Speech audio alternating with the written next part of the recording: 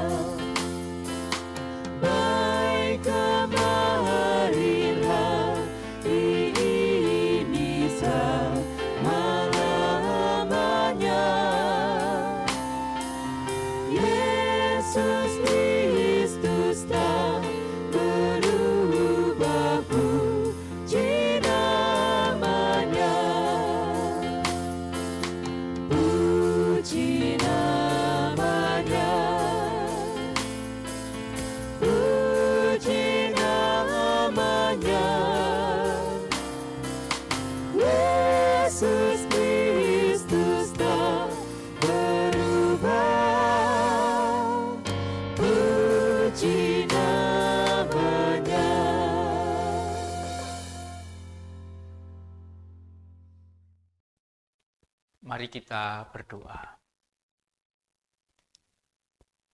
Bapa yang rahmani, Allah yang kami sembah di dalam Tuhan Yesus, kami mengucap syukur karena pada saat ini kami boleh melakukan persekutuan berayat.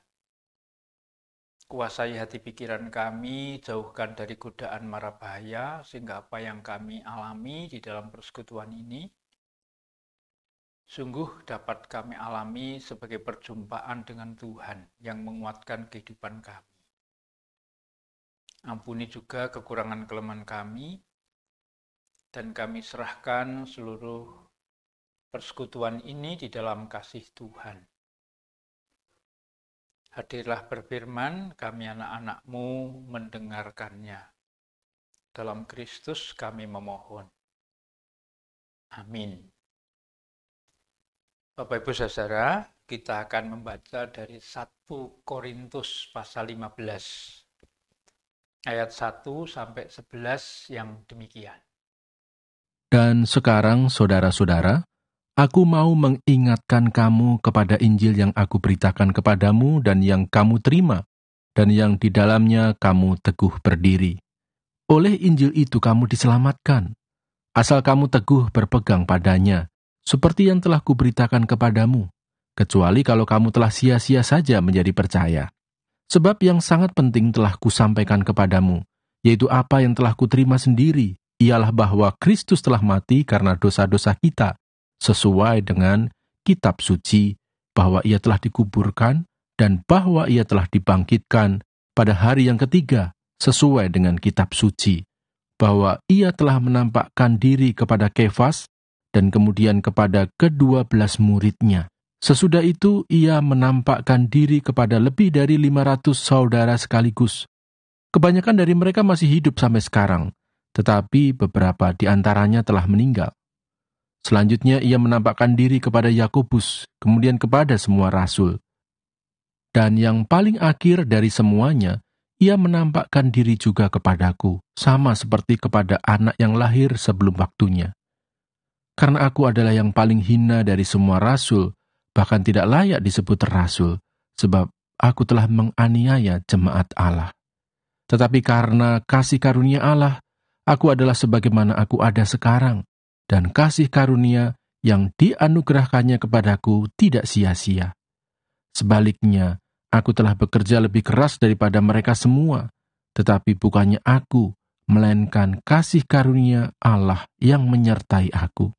Sebab itu, baik aku maupun mereka, demikianlah kami mengajar, dan demikianlah kamu menjadi percaya.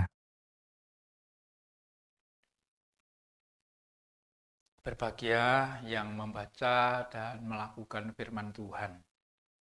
Amin. Kita sekarang ini berada di hari terakhir bulan Agustus dan juga awal hari bulan September. Kita mengakhiri bulan pembangunan sekaligus memasuki bulan doa syukur kitab suci. Oleh karena itu, kita memberi tema renungan ini Kebangkitan Kristus Dasar Pembangunan. Saudara yang dikasihi dan mengasihi Tuhan, kita mengetahui kota Korintus merupakan pusat perdagangan, ekonomi, kebudayaan, dan intelektual. Dengan sendirinya, penduduk kota Korintus juga beraneka ragam. Aneka ragam dapat menjadi kekayaan, tetapi keanekaragaman juga bisa menjadi bencana. Kebangkitan Yesus dari antara orang mati menjadi pokok pengakuan iman percaya orang-orang Kristen. Kebangkitan Yesus juga merupakan puncak dari rangkaian karya Allah menyelamatkan dunia dengan segala isinya dari kuasa dosa melalui Kristus Tuhan. Nah, saudara, oleh karena itu kematian Yesus merupakan bagian dari rencana karya Allah yang menyelamatkan dunia dan isinya itu digenapi. Jika Yesus tidak bangkit, maka sia-sialah iman orang Kristen. Nah, pergumulan inilah yang sedang dihadapi oleh jemaat Korintus.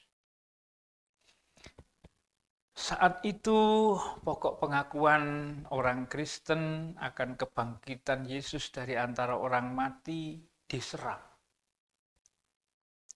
Warga jemaat yang beraneka ragam tersebut pasti tergerak untuk membantah, untuk menjawab, untuk berapologit. Dan jawaban mereka juga aneka ragam. Di tengah situasi semacam itulah masalah kebangkitan Yesus dari antara orang mati sampai ke telinga Rasul Paulus. Maka Rasul Paulus memberikan jawaban atas masalah kebangkitan Yesus dari antara orang mati ini. Bukan sebagai ajaran, bukan sebagai dongeng,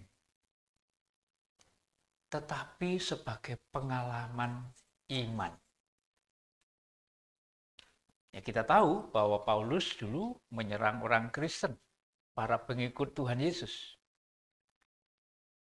Tetapi kemudian Rasul Paulus berjumpa dengan Tuhan Yesus.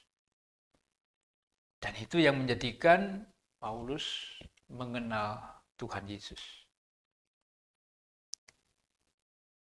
Itulah yang diceritakan oleh Rasul Paulus kepada orang Korintus, bahwa kebangkitan dari antara orang mati itu merupakan pokok pengakuan iman.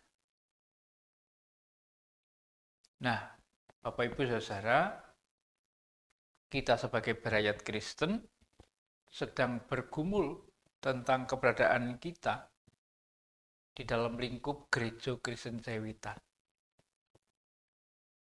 Apa yang dikatakan Paulus kepada orang Korintus menjadi sangat penting bagi kita saat ini. Gereja sebagai persekutuan. Berarti di dalam tubuh gereja kita isinya juga beraneka ragam.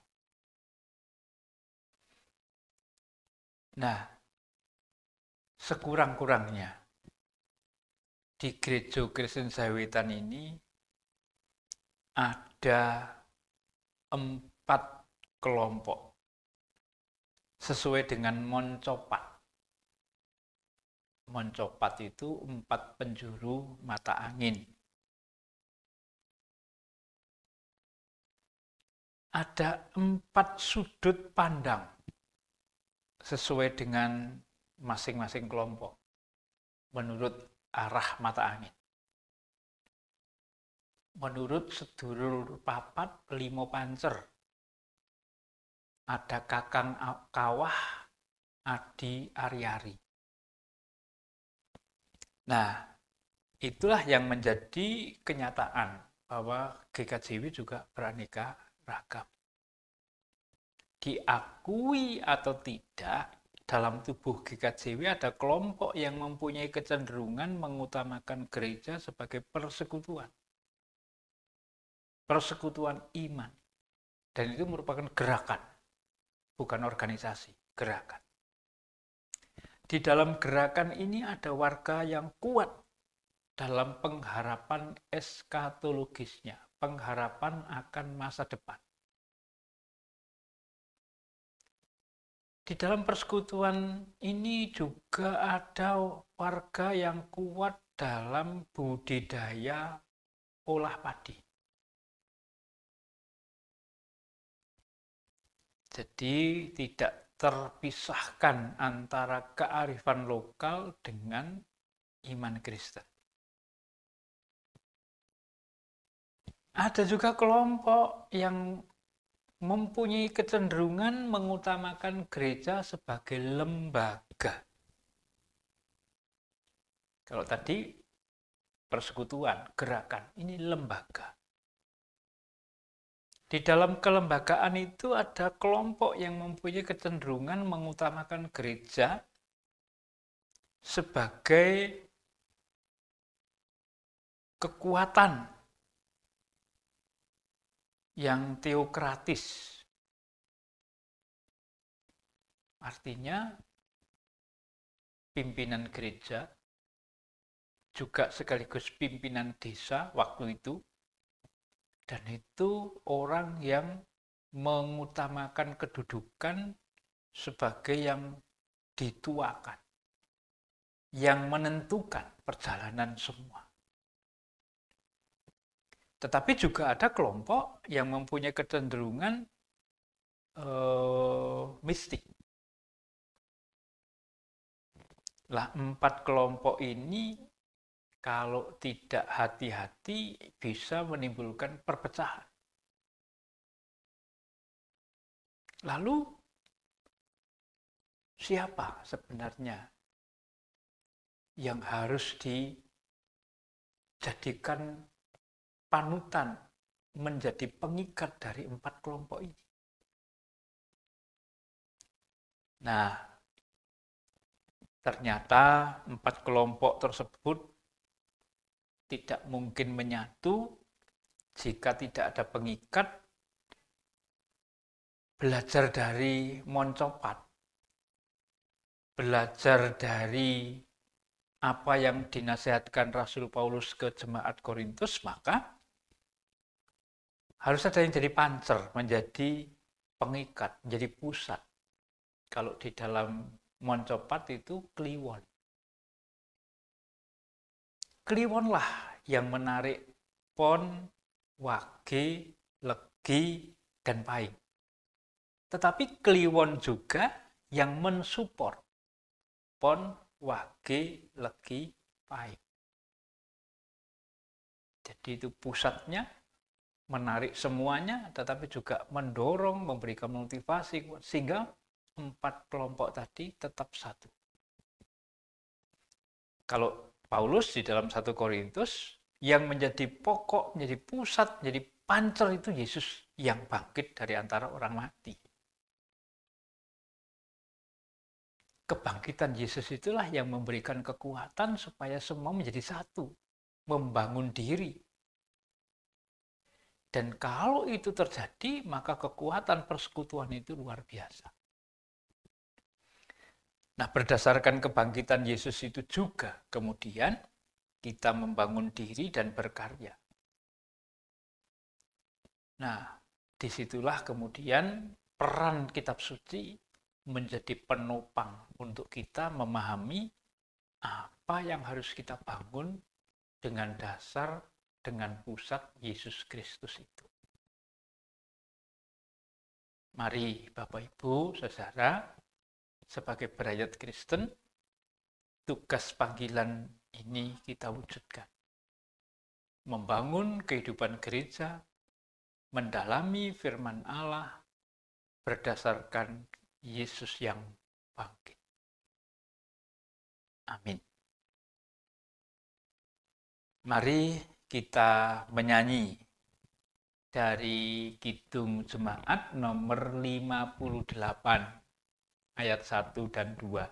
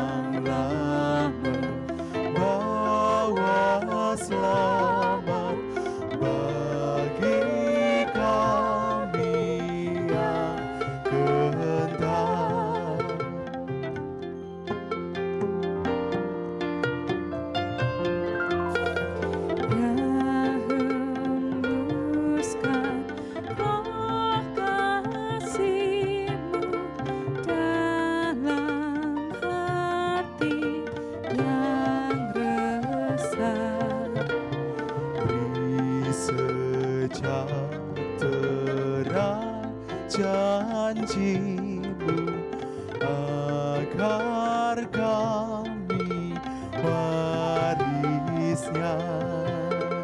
Yesus Alfa dan Omega, nafsu dosa jauhkanlah, diri kami beri mereka, dalam Dikau selamanya.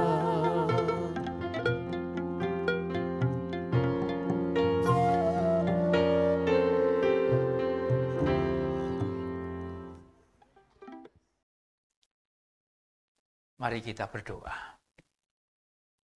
Tuhan Yesus, kami datang kembali ke hadirat-Mu bersyukur. Karena pada saat ini kami boleh belajar bahwa Engkaulah pusat kehidupan kami, yang menggerakkan kami untuk bersekutu. Sekalipun dalam kenyataan kami masing-masing berbeda. Sudut pandang kami, pengalaman batin kami, juga perjumpaan kami dengan Tuhan. Tetapi di dalam Kristus yang bangkit, Tuhan menyatukan kami, supaya kami dapat membangun tubuh Kristus. Supaya kami dapat memahami rencana karya-Mu dengan membaca kitab suci. Kami percaya Engkau akan menguatkan setiap keluarga, setiap rakyat di dalam menghadapi segala tantangan saat ini. Di tengah pandemi, mampukan kami terus melihat uluran tangan Tuhan menolong kami. Kami serahkan saudara-saudara kami yang masih terpapar, Tuhan menguatkan iman harapan mereka, semangat mereka, sehingga mereka pulih-pulih kembali. Kami serahkan semua rencana gereja, kami serahkan negara dan pemerintahan. Biarlah Tuhan menjangkau semuanya untuk membawa keadilan dan kemakmuran. Kami serahkan istirahat kami di dalam kasih-Mu. Kuatkan kami dan bangunkan kami, sehingga kami boleh menjalani kehidupan sehari-hari di dalam Tuhan. Bapa yang rahmani, di dalam segala keterbatasan kami serahkan kehidupan kami. Pakailah kami untuk kemuliaan nama-Mu. Karena semua kami mohon di dalam kasih Kristus, Tuhan dan Juru Selamat kami yang hidup. Maka damai sejahtera Kristus, kasih Allah Bapa dan persekutuan Roh Kudus menyertai kami semua. Amin.